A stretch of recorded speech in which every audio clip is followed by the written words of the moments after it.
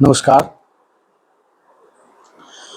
आप लोगों के सामने एक और वीडियो में लेके आ रहा हूँ।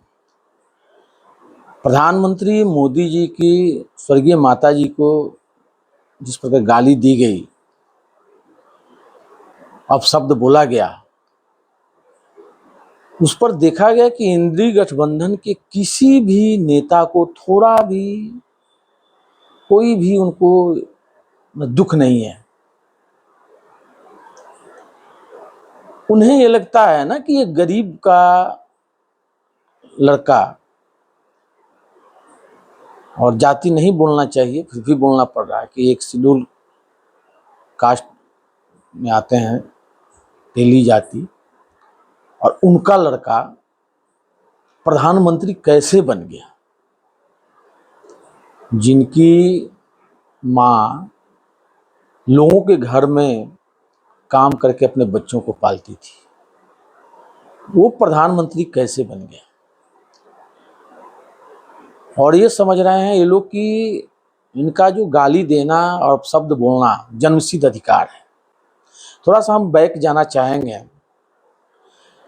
जब लालू जी मुख्यमंत्री बने थे तो उस समय सब पार्टी का गठबंधन हुआ था, बाद में बीजेपी अलग हट गई थी। किसी को ये विश्वास नहीं था कि लालू जी ऐसे मुख्यमंत्री बन जाएंगे, एक मिसाल कायम होगा। लालू जी ने थोड़ा भी समय नहीं लगाया और अपना जो उन्होंने रूप वहाँ दिखाया, पहले तो कि भूरा बाल साफ करो, एक्चुअल में उसका अर्थ कुछ और था और कुछ लोगों ने और लगाया। भू से भूमिहार ब्राह्मण, राज से राजपूत, और बा से ब्राह्मण एंड बनिया दोनों थे, और ल से लाला। लेकिन बनिया को थोड़ा सा हाइक किया गया ताकि मुझे पता था कि बनिया का वोट जाता है बीजेपी को, इसलिए उन्होंने बहुत चालाकी से भूरा बाल साफ करो का नारा लगाया था। और बिहार में देखा जाए तो उसमें ऐसी स्थिति धीरे धीरे बनती चली गई और अराजकता फैलता चला गया कि बिहार से पलायन होना लगा। आज प्रशांत किशोर जी गुंगू को बोलते हैं कि हमारा बिहार से पलायन होता है, पलायन को रोकना है। उस समय की भी उनको चीजें बोलनी चाहिए कि उस समय पलायन क्यों हुआ। उस समय नौकरी के लिए पलायन नहीं हो रहा था, नौकरी के लिए तो शुरू से ही बिहार से पलायन होता है। उस समय तो लोग अच्छे अच्छे लोग जो व्यापारी थे, माने जो भी पैसे वाले थे, वो लोग वहां से छोड़ छोड़ के जा रहे थे। किसी की कब क्या हो जाए किसी को पता नहीं था। 5 बजे के बाद तो कोई बाजार जाता नहीं था। 5 बजे के बाद अगर बाजार जाएगा और मार्केट जाएगा तो दुकान तो खुला नहीं मिलेगा। अगर मिल भी गया तो लोगों को चिंता रहती थी कि वो समय से आएगा कि नहीं।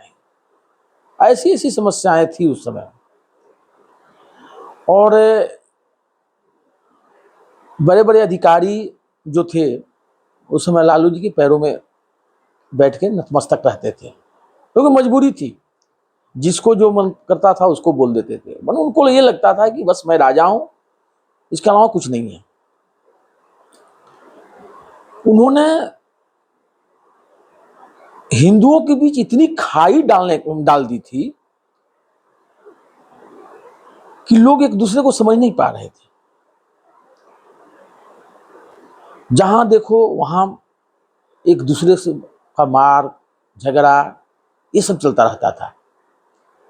किसी को गाली गलौज कर देना संस्कृति बनी हुई थी उस समय लोगों को। हमें लगता है कि उसी का एक रूपांतर अभी तक है, क्योंकि इसमें देखिए सभी अहंकारी लोग हैं। इसमें राजद तो है ही, ये तो सबसे बड़ा अहंकारी राहुल गांधी, और उससे भी बड़ा अहंकारी अखिलेश। सारे के सारे जुटे हुए हैं।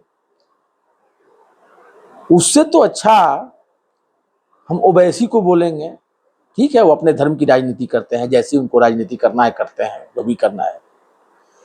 लेकिन उन्होंने बोला कि प्रधानमंत्री के लिए ऐसा शब्द बोलना अशोभनीय है। वो भी इनमें इनके साथ ताली बजा लेते, क्यों नहीं, लेकिन नहीं। देखिए, जो सही है उसको सही बोला जाएगा। वो अपना राजनीति करते हैं, वो अपना धर्म की राजनीति करते हैं, वो अपनी पार्टी की राजनीति करते हैं, तो बोलेंगे। ये बातें प्रशांत किशोर जी को भी बोलना चाहिए, लेकिन अभी तक हमने नहीं सुना। हो सकता है बोले हों। हाँ, हमने कल मनीष कश्यप को जरूर सुना। देखिए, मनीष कश्यप को मैंने जैसे प्रशांत किशोर को बोला था ना, वैसे ही मनीष कश्यप का है। मनीष कश्यप जब पकड़े गए, जेल में गए, काफ़ी सबने साथ दिया। हम लोगों को भी अच्छा नहीं लगा कि गलत हुआ है। जब वहाँ से आए तो बीजेपी में मिले भी। शायद उनको लगा कि मैं बीजेपी में ज्वाइन कर लिया, मैं बड़ा नेता बन गया और मुझे बड़ा पद मिलेगा, कहीं मुख्यमंत्री न बन जाऊं।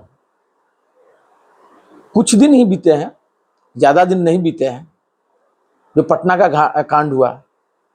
अब वो कहीं कहीं ऐसी वो भी कर लेते हैं, अपना पत्रकारिता करते हैं, जो अब क्या बताएं, सर से जो होता है ना पानी ऊपर जाना, उस टाइप का हो जाता है। अब वहाँ क्या हुआ, कैसे हुआ, वो चाहते हैं कि बीजेपी आके हमारे साथ खड़ा हो जाए। हाँ, जो है मनीष जी हैं, जो मनीष करते हैं, ठीक है भाई, गलत है गलत है। फिर वो कहाँ चले गए हैं? अब प्रशांत किशोर के पास। अब क्या बन गए हैं? प्रवक्ता बन गए हैं। मैंने उनका 2-3 सुना, कल बोल रहे हैं कि ये जो कर रहे हैं राजद और कांग्रेस, जो कर रहा है अपना बिहार में जो रैली कर रहा है, चाहे घूम रहा है, वो बहुत मैंने गलत है, उससे कुछ नहीं होने वाला। फिर क्या बोलते हैं, बीजेपी वाले गुंडे अपने लेके और वो हर जगह लाठी भांज रहे हैं। अरे यार, ऐसी राजनीति थोड़ी होती है। सच को सच बोलो ना। अभी नए हो, मैं बार बार बोल रहा हूं कि प्रशांत किशोर की पार्टी को आप लोग बनाने का प्रयास करो, बिगाड़ रहे हो। ऐसा नहीं होता है। साफ दिखाई दिया कि उसमें कौन गुंडे हैं, क्या है।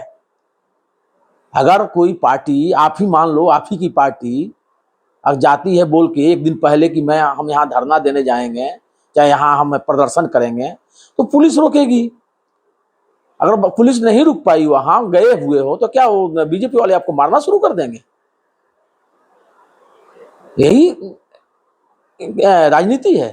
अरे बीजेपी वाले ने तो बता दिया था कि भाई हम जा रहे हैं, वहां प्रदर्शन करने जा रहे हैं, और वह जाते ही लठ भांजना शुरू कर दिया सब लोगों ने।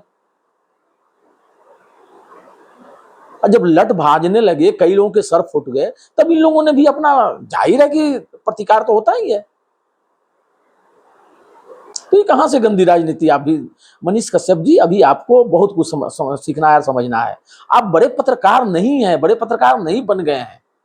अरे यूट्यूबर थे, बिहार की जनता ने आपको उठाया, हम सभी ने उठाया, हम सभी उसमें शामिल हैं। लेकिन आपकी करतूतों ने ना आपको सबको नजरों से गिराते चला गया और गिरते चले जा रहे हैं। पार्टी में किसी में होना अलग चीज है। जब आप पत्रकारिता टाइप का कर रहे थे, तो सही बातें बोलनी चाहिए ना। आप क्या समझ रहे हैं? ये बात देखिए, अभी क्लियर है। आज भी मैं बताता हूं, मैं आपको डंके की चोट पर बता रहा हूं कि बिहार की जनता भ्रमित अभी नहीं है। आपको अभी अगला टेन्योर का इंतजार करना पड़ेगा। तो इसके पहले आपको संगठित होना है, एक रास्ता बनाना है। आप सोच रहे हैं सीधे हम केजरीवाल जैसे कूदा वैसे ही कर जाए और ऐसे हो जाए? नहीं, केजरीवाल प्रशांत किशोर जी नहीं है। प्रशांत किशोर जी अच्छे आदमी हैं, उनको अच्छे आदमी की जरूरत है। बस अंतर यही है कि वो कभी इधर कभी उधर एक साथ रहते नहीं है। अरे उनको तो जदयू ने बहुत अच्छा उपाध्यक्ष बनाया हुआ था। शायद अगर उनमें इधर उधर कूदने की इन बातें नहीं होती ना, तो आज वो कहीं और होते। ये हकीकत है। तो ये सब चीजें जो है ध्यान देने वाली चीजें हैं। बिहार जो है जिस अराजकता से निकला है, मानते हैं कि 20 साल शासन हुआ, और इनका नीतीश जी का काफ़ी सुधार हुआ। कुछ उसमें है प्रॉब्लम्स, अभी जो है हत्याएं हो रही है, ये जरूरी नहीं है कि सब राजनीतिक हत्याएं। नॉर्मली बिहार में देखा जाता है, जब भी चुनाव बिहार विधानसभा का हो, आप पिछला इतिहास भी देखिए, ठीक चुनाव से 5-6 महीने पहले हत्याएं शुरू हो जाती है और ये तब तक चलती है जब तक चुनाव नहीं हो जाता।